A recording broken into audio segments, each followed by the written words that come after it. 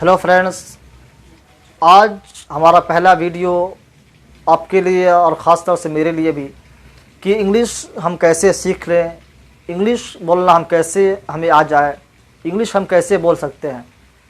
तो इसके लिए आप इस बात को यकीन जानें कि किसी भी ज़ुबान को सीखने के लिए, किसी भी ज़ुबान को बोलने के लिए उस ज़ुबान का जो क़वायद यानी जो ग्रामर होता है और जो वोकैबुलरी यानी अल्फाज का ज़खायर जो होते हैं, उस दोनों को साथ में लेकर चलना ज़रूरी है। लेकिन इसके बावजूद भी देखा जाता है कि हम इंग्लिश या किसी ज़ुबान को नहीं बोल पाते। आखिर इसकी वजह क्या है? तो आइए जानते हैं। किसी ज़ुबान को बोलने के लिए आपको उस ज़ुबान में बोलना पड़ेगा। If you want to speak any language then you will be must speak in that language. अगर आप किसी ज़ुबान को बोलना चाहते हैं, किसी ज़ुबान को सीखना चाहते हैं, तब आपको उस ज़ुबान में बोलना पड़ेगा, उसी ज़ुबान में आपको सोचना पड़ेगा।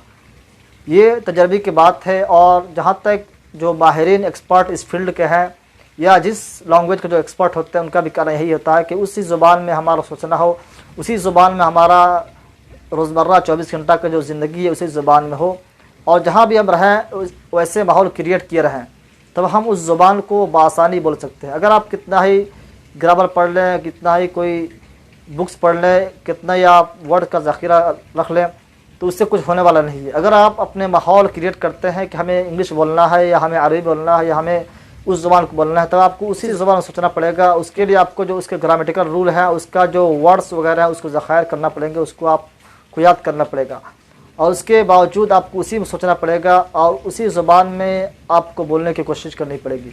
इन तमाम बातों को हम मलहूज़ रखेंगे तो हम कहीं जाकर उस चीज़ को सीख सकेंगे।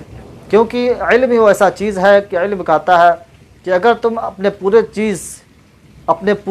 जो जिद्दोजहद है, तुम्हारी कोशिश है, वो पूरी हमें दे दोगे तब मैं तुम्हें कुछ दूंगा।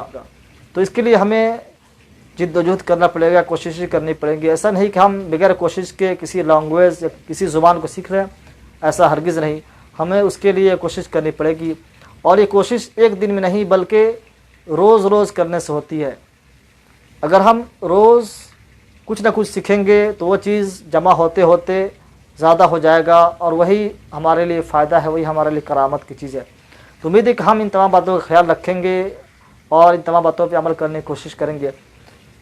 इसके बाद हमारा जो वीडियो है ग्रामेटिकल रूल पे और जो इंग्लिश ग्रामर पे कि हमें इंग्लिश कैसे बोलें, इंग्लिश को हम कैसे समझें, कम से कम समझ सकें, उसके लिए हमें इंग्लिश के किस ग्रामर को किस तरह से पढ़ना पड़ेगा, हमें ग्रामर को कैसा पढ़ना पड़ेगा, इसके लिए मैं आपके सामने कोशिश करूंगा उस ग्रामर को अपनी ज़ुबान में आसान तरीके से पेश करने की कोशिश करूंगा ताकि आपको बआसानी समझ में आ सके।